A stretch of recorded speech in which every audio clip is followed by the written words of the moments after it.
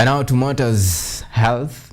It is a relief for cancer patients in the country after Kenyatta University Teaching, Referral and Research Hospital roll out the first advanced nuclear treatment technology that uses radiation to treat the deadly disease.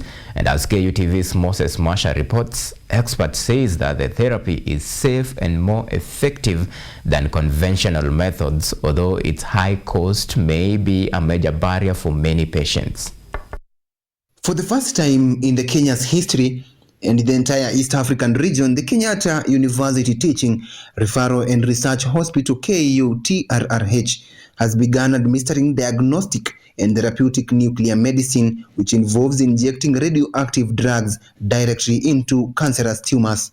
Dr. Harish Nagaraj, consultant and head of the nuclear medicine department at KUTRRH, says the treatment previously unavailable in Kenya's hospital requires between 4 to 6 cycles to complete, with each cycle costing approximately $10,000, equivalent to 1.3 million shillings.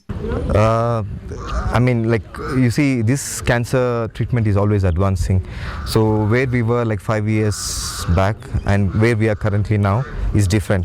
Again, if it comes to next 5 years, the treatment will be slightly modified. So that is mainly dependent on the research activities going forward.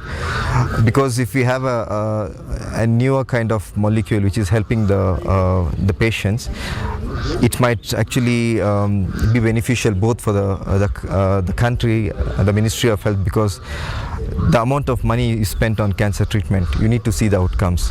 On the government side, the Deputy Director in the Department of Science, Research and Innovation, Dr. Frank Sawanga, says there's need to dispel misconceptions about nuclear science, which is often associated with bombs or harmful radiation. Nuclear as medicine. You can use it to treat cancer, you can use it to diagnose cancer and many other diseases. We even use nuclear tools in a lot of our machines to do, to do diagnosis of diseases. So we want them to understand that there is a very safe way of application of nuclear, and that is what is important for us. We are not into war, so we want to apply nuclear energy to treat and address our diseases. IAEA experts from South Africa, including Dr. Janki Kelhans and Professor Jan Zivart, emphasized the safety of this therapy, noting that radioactive drugs target tumors directly without affecting the entire body, as it's the case with the traditional treatments.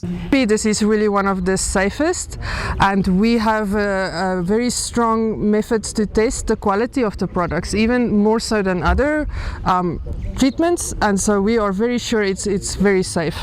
Because we are working with radiation, we often get people being scared about it, and so now we have to be the most safest ever to have it work because people will be like, so no, it's really very safe, and it just goes to the tumor, which is really great, and everything else is excreted out of the body. So if it's not in the tumor, it goes outside of the patient, and also after a week the patient is no longer radioactive, so it doesn't stay in the body. This is the beauty, but it works for 2 months afterwards. So for a few days it stays in the body, but it works for a very long time, and it really has shown very promising results. Nuclear treatment is expected to significantly transform how cancer is treated in Kenya, although the challenge of cost remains a major issue in ensuring patients' welfare. Edward Nyamo, KUTV.